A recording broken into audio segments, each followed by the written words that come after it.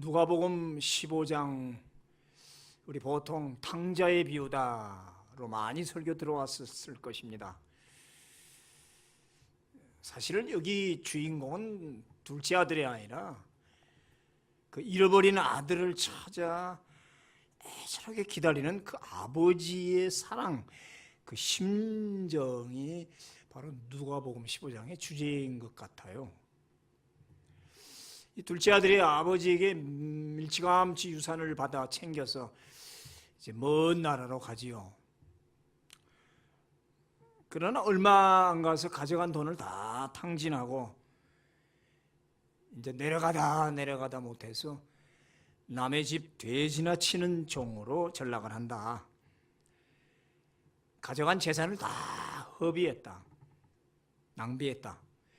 그 13절에 허랑방탕이라는 단어, 헬라말로 아소토스라는 단어는 not saved, 구원받지 못한다, 구제불능하다. 이 사람 도저히 구제불능한, 근데 삶이 아주 무절제하고 상당히 타락했다는 얘기죠.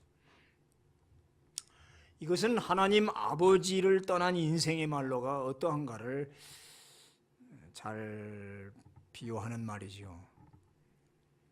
어쨌든 이 둘째 아들의 마지막 처지는 이제 돼지 먹는 사료조차도 먹을 수 없는 지경에 이르렀다.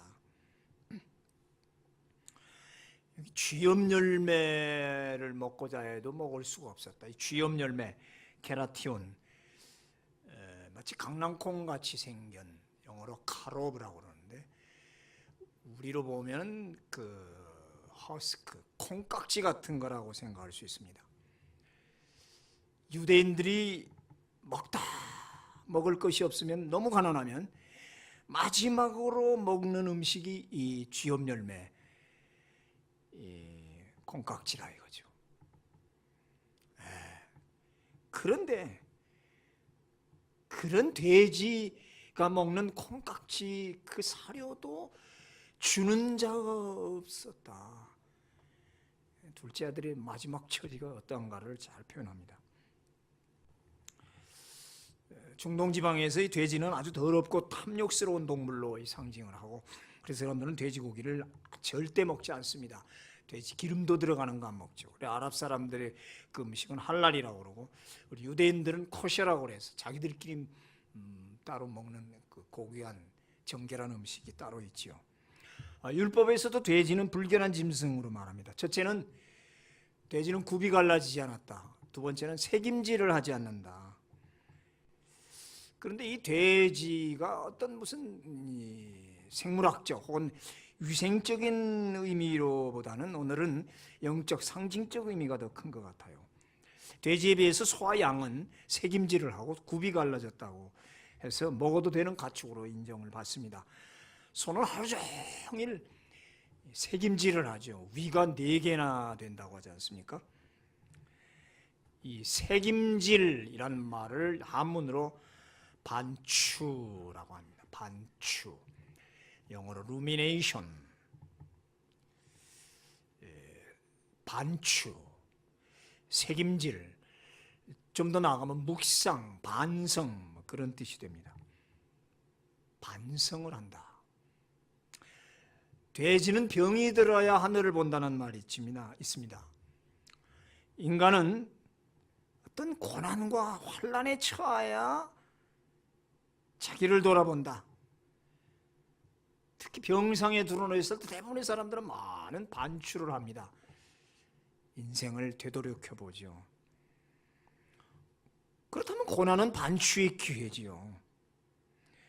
고난의 수렁이 깊을수록 그만큼 반추의 농도도 깊고 더 많은 생각을 하게 된다.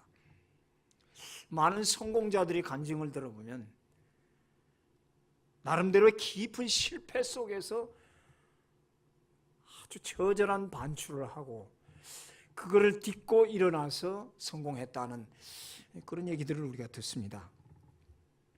책임질이 없다는 것은 그래서 묵상과 반성이 없는 것을 상징하죠. 그리고 인간은 지속적인 반성을 통해서 더 나은 세계로 나아간다. 그래 반성이 없는 인간은 발전이 없다. 소나 양이 하루 종일 되새김질 하듯이 반추는 지속적 계속돼야 된다. 신앙의 문제에 있어서는 더욱 그렇지요. 기독교의 특징은 죄를 따지는 종교가 아니라 그 죄를 어떻게 반추, 회개하느냐를 묻는 종교입니다. 얼마나 죄를 지었느냐가 문제가 아니라 그 죄를 얼마나 반추, 새겨보고 그리고 회개하고 그렇게 통해 자복하느냐, 이거를 차라리 묻는 종교가 기독교입니다.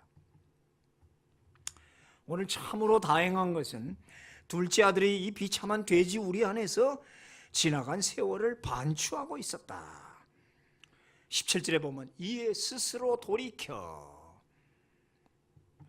원문 그대로 번역하면 He finally came to his senses. 다시 말하면 그는 제정신이 돌아왔다. 스스로 돌이켜 제정신이 돌아왔다. 내가 왜 이러지? 이제 정신이 돌아온 거예요. 돼지 우리에서 진정으로 자기를 반추하고 깨달았다는 겁니다. 늦게라도 깨달았으니 천만 다행이지요. 어떻게 깨달합니까? 내 아버지에게는 양식이 풍족한 품꾼이 얼마나 많은가. 나는 여기서 줄여 죽는구나. 우리 아버지 집에 많은 품꾼 일꾼들 종들이 있는데 그 사람들은 언제든지 배고프면 가서 먹을 것이 있고 목마르면 마실 물이 넘쳐 흐른다. 우리 집의 종들도 이렇게 자기 마음대로 배불리 먹을 수 있는데 정작 그 아버지 아들인 나는 이게 무슨 꼴인가? 나는 여기서 굶주려 죽고 마는구나. 시편 119편 67절에 보면 고난당하기 전에는 내가 그릇 행하였더니 이제는 주의 말씀을 지키나이다. 고난당한 것이 내게 유익이라 이로 인하여 내가 주의 율례를 배우게 되었도다. 시편 119편 71절. 고난은 확실히 우리에게 반추의 기회가 됩니다. 그제서야 하나님을 찾고 말씀을 찾고 그 하나님의 깊은 말씀을 깨닫게 되는 거죠.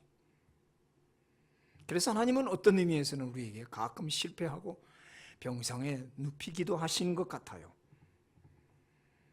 그래서 오늘 둘째 아들은 결심을 합니다.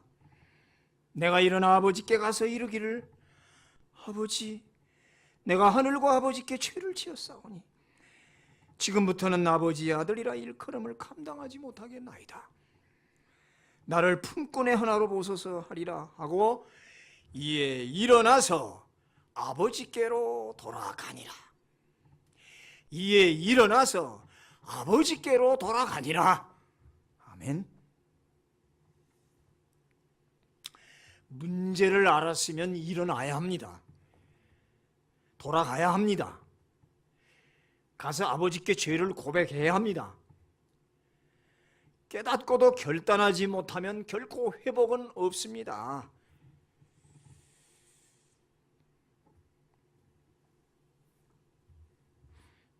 인간에게는 99대 1 할 때 99가 1보다 많은 것으로 표현되지만 하나님의 나라에서는 100마리 양 중에 99마리 우리에 있는 양하고 나간 한 마리 양하고 똑같은 등식으로 생각해 줍니다. 우리 안에 있는 99마리 양과 잃은 양 한 마리를 똑같이 계산해 주는 게 하나님의 나라예요.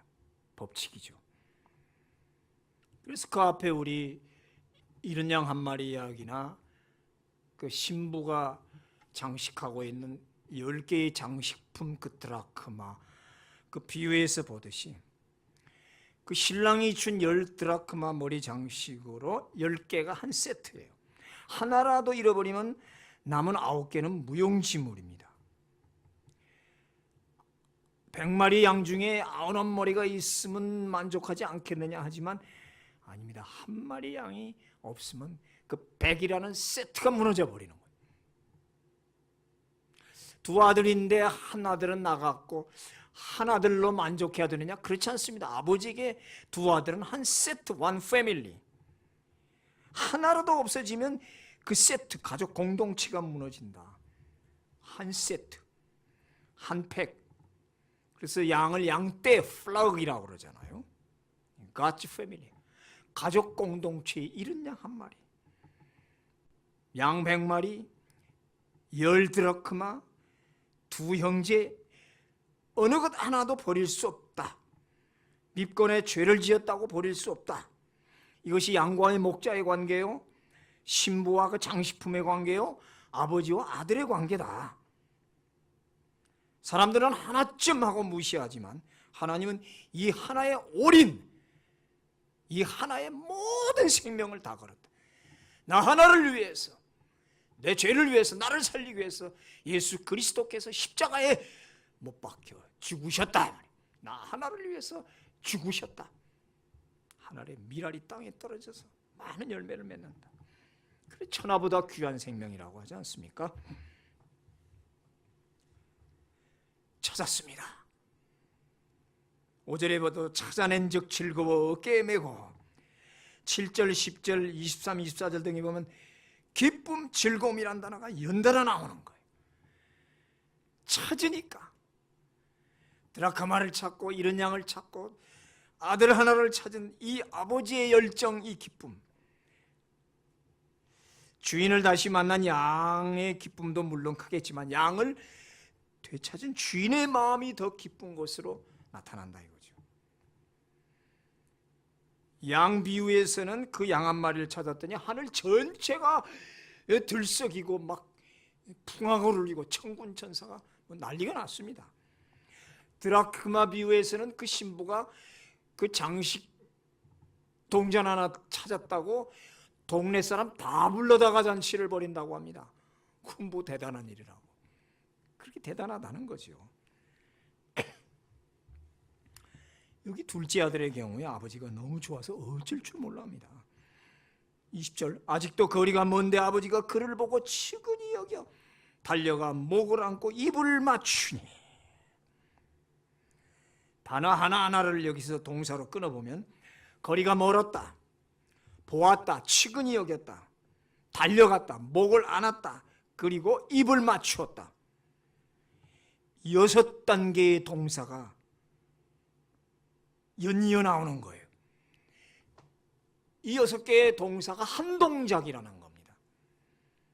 먼 데서 아들이 비척거리면서 걸어오는 걸 보았는데 보는 순간 언제 가서 껴안고 키스를 퍼버대는 겁니다. 보았다, 벌써 안았다, 뽀뽀하고 있다. 번개처럼 달려갔다는 거죠. One moment. 구원은 순간적으로 모든 것을 완성시키는, 이것을 우리는 구원의 신속성이라고 하는 거예요. 보시고 한참 있다가 생각해 보시고 저놈을 구원할까 말까, 복을 줄까 말까, 뭐 계산하고 기다리는 우리 하나님이 아니라 한번 하나님이 일어나시고 작정을 딱 하면 보는 즉시 가서 껴안고 데려다가 신발 씻기고 가락지 끼우고 송아지 고기 잡고 잔치를 벌린다 이 말이죠. 유대인 어른들은 절대 뛰는 일이 없습니다. 왜냐하면 발바닥과 발목이 보이면 불경건한 자로 여임을 받거든요. 그래서 유대인들이나 아랍 사람들 보면 치마처럼 발을 전체 가리는 긴 옷을 입어요. 그 뛰기도 힘들고 걸어가기도 불편할 텐데 왜 이렇게 긴 옷을 입을까? 이렇게 뛰면은 발바닥이 보이는데 발바닥을 상대방에게 보이면 그건 아주 상대방을 무시하는 거라고 이렇게 생각한다는 거죠. 그래서 천천히 발이 안 보이게 그렇게 걸으려고. 그래서 발이 가리도록 긴 옷을 입는단 말이죠.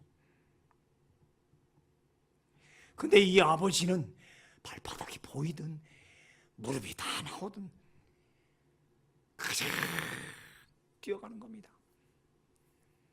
다윗이 그렇게 해서 아래 무릎이 이게 뭐가 보였더니 미갈이 창로 내다보다가 무시했잖아요.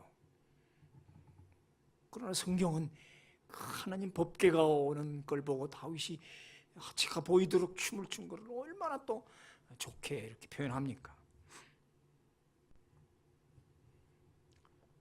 죄를 짓고 나서 돌아가는 자의 발걸음은 무겁고 칙칙하지만 그 죄인을 맞이하는 자의 발걸음은 너무 가볍습니다. 그 아버지의 난중에 체면 따위는 없습니다. 스바냐 선지자는 이것을 기쁨을 이기지 못하여는 하나님이라 그렇게 표현했어요. 너무 좋아서 나간 자식, 죽었다가 다시 살아난 자식을 맞이하는데 무슨 체면과 발바닥이 보이면 어떻고 바지가 내려가면 어떻습니까? 이것이 바로 우리 하나님의 우리를 사랑하는 그 열정이라 이겁니다. 아멘. 21절에서 아들은 울면서 회개합니다. 그런데 말이죠, 아버지는 아들의 비는 소리를 듣는 둥 마는 둥 합니다. 한마디의 책망도 원망도 없어요. 저거 나면 어디 갔다 왔냐? 그래, 돈 가지고 가더니 아이고 참 꼴 좋다. 왜 기어 들어왔어? 우리들은 그러잖아요. 왜? 또 좀 살지. 왜 못 살았어? 얼마나 우리는 과거를 들추고 꼬집고 그냥 용서했으면 깨끗이 용서해버리고 묻지 말아야 되는데 그냥 따지잖아요. 또 남의 상처를 더 건드린다고요.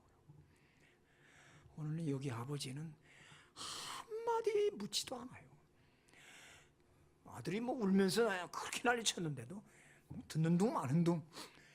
종들에게 얘들아 빨리 가서 가락지 갖고 오고 씻기고 좋은 옷 입히고 맛난 음식 차려 배불리게 하라. 새 신발 갖고 와라. 옛날 번역엔 물돼지 가죽이라고 하는데 아마 해달이나 물개 같은 그런 좋은 제품의 최고의 신발, 가죽 신발을 말하는 것 같아요. 옷도 제일 좋은 옷. 그냥 소고기가 아니라 송치, 송아지 고기를 요리해서 내놓으라고 그래요. 우리가 먹고 즐기자. 이내 아들은 죽었다가 다시 살아났으면 내가 잃었다가 다시 얻어놓으라. 너무 좋아, 너무 좋아. 사랑은 이유를 묻지 않습니다. 과거를 묻지 않습니다. 그리고 일단 사랑하면 그것은 올인이라 자기의 모든 것을 털어바친다 이 말이에요. 하나님이 우리를 얼마나 사랑했던지 자기의 아들을 아낌없이 내어줬다고 그랬어요. 오늘 누가복음 15장의 중심은 당자가 아니라 아버지예요. 그 아버지의 조건 없는 사랑이라고. 한 번 더 말합니다. 기독교는 죄를 묻는 종교가 아니라 돌아오는가를 묻는 종교라 이 말이에요. 아버지께 돌아오기 위해서 우리는 먼저 반추가 있어야 돼요. 오늘 12월 마지막 주일 2015년 이 어려운 한 해를 반추해보고자 이 본문을 택했습니다. 그래서 좀 다른 면에서 우리는 해석하기를 원해요. 지금 하나님을 떠났느냐, 뭐 교회를 왜 떠났느냐 이런 거 따지고자 하는 얘기가 아닙니다.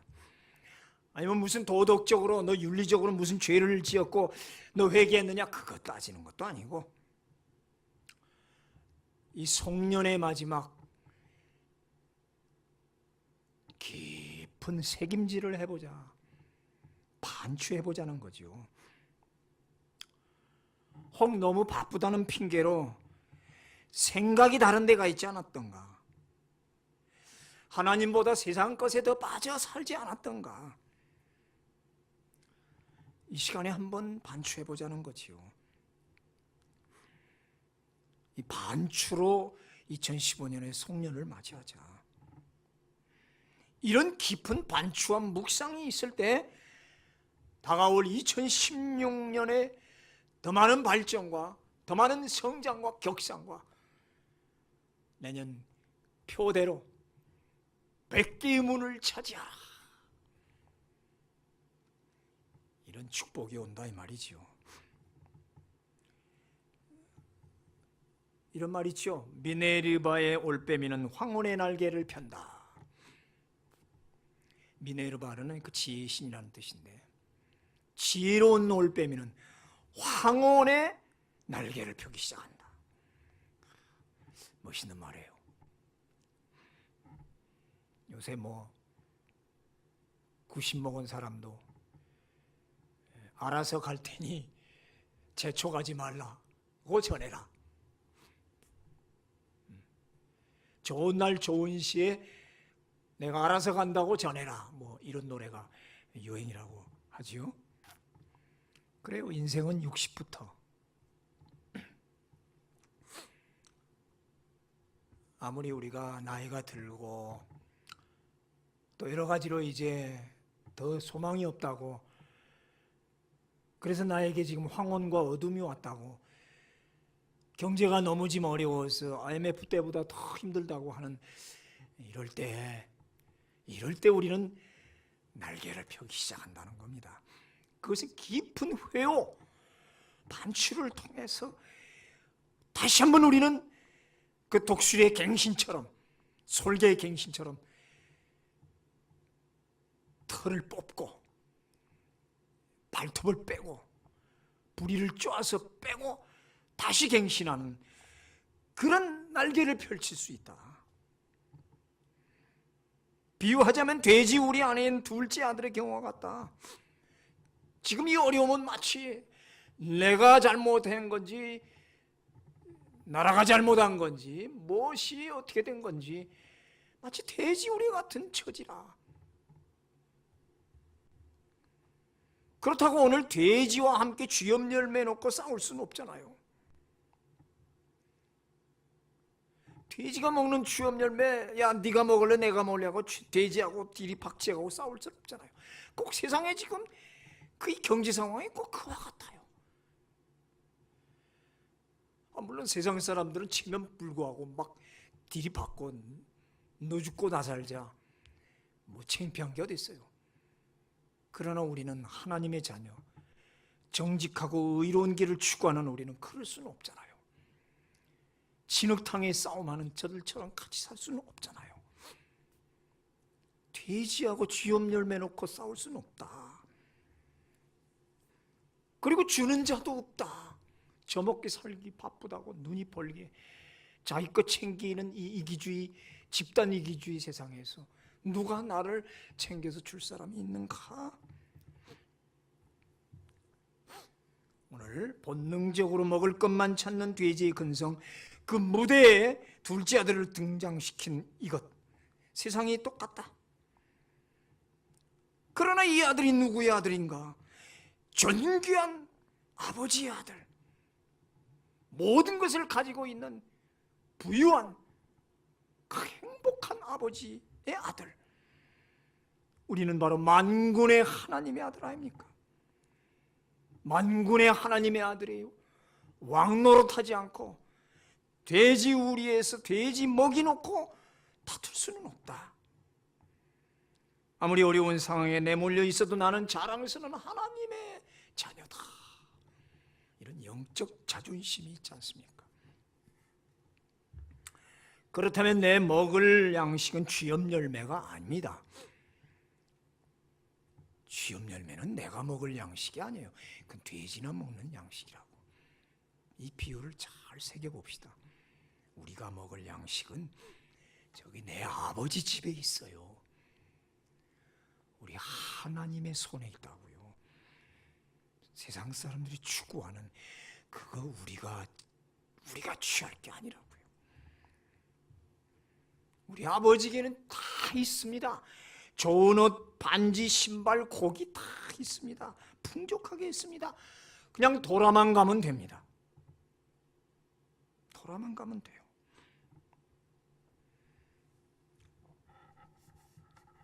말씀을 새겨보고 사명도 한번 새겨봅니다. 말씀대로 살았는가? 내가 사명 따라 살았는가? 곱게 새김질 못해서 그냥 생짜로 통째로 집어삼켜서 소화되지 못한 것은 없는가? 그렇다면 다시 개어 올려야지요. 소와 양도 개어 올려서 다시 새김질하는 그런 기술이 있다는 거죠. 소는 먹는 거 빼놓고는 계속 새김질합니다. 먹을 때는 왕창 한 번에 먹어놓고 위 4개 가지고 잠을 자면서도 맷돌질 하잖아요. 맷돌질. 그래서 저렇게 풀만 먹고 자라도 어떻게 그렇게 잘 큽니까? 기린도 풀만 먹고 코끼리도 풀만 먹는데 그렇게 잘 커요. 새김질을 잘해서 그런가? 소는 그래서 튼튼하고 일도 잘하고 소고기 육질도 맛있고 우유도 잘 짜내고 말이죠. 근데 돼지는 그렇게 살만 찌우다가 도수장으로 끌려갑니다. 오늘 우리의 삶의 현장은 돼지우리와 같은 첫 번째 먹을거리 경제적 문제, 그 다음에 혼탁하고 더러운 환경 문제, 이 2가지가 걸려있는 게 세상이라는 돼지우리죠. 환경, 참 이건 뭐 혼탁하고 정치, 경제, 뭐 정치가든지 기업가든지 뭐 교육자든지 뭐 재벌이든지 뭐 오히려 배운 사람이 더 소망이 없어요. 나를 주는 자가 없다. 아까 허랑방탕, 구제불능, 전혀 구제불능의 세상. 이 환경이 돼지우리를 어떻게 떠날 수 있는가? 이 먹을거리라는 이 쥐염 열매, 이 경제적 이 환란을 어떻게 피해낼 수 있는가? 오늘 돼지우리를 떠나는 길은, 이 돼지우리를 벗어나는 길은 반추하고 돌아서는 길밖에 없다. 깨달았으면 일어나고 돌아가면 돼요. 하나님은 사랑이십니다. 문 앞에 나와서 지금도 기다리십니다. 멀리서 나를 알아보시고 쏜살같이 뛰어나오는 하나님, 돌아오기만 하면 하나님은 오늘도 우리를 2팔 벌려 맞이합니다. 보는 즉시 뛰어가서 안고 벌써 키스를 퍼부어대는 우리 하나님, 여기서는 굶주리지만 저기서는 아버지 집에는 풍족함이 있다. 예, 일어나서 아버지께로 돌아가니라. Here 굶주림, there 풍족. 반추에는 쉼이 없습니다. 반추하는 존재는 아름답습니다. 그리고 맛깔지고, 그래서 회개하고 깨닫는 자는 얼마나 아름다운지. 하나님은 통에 자복하고 깨닫는 자를 그렇게 좋아하시고 기뻐하시고 영접하십니다.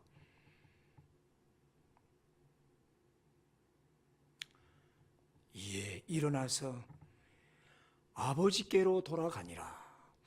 이 송년 마지막 메시지, 일어나서 아버지께로 돌아가자. 깊은 반추와 그 반추를 통해서 깨달음과 그리고 회심, 그래서 아버지께로 무거운 발걸음이지만, 지치고 비틀거리는 발걸음이지만 가기만 하면 우리 아버지는 먼 데서 발견하고 쫓아와서 우리를 안고, 그리고 우리를 그렇게 안고 잔치집에 들어가 우리와 영원히 행복을 누리게 하신 그 하나님 꼭 믿으시기를 축원합니다. 아멘, 아멘, 할렐루야.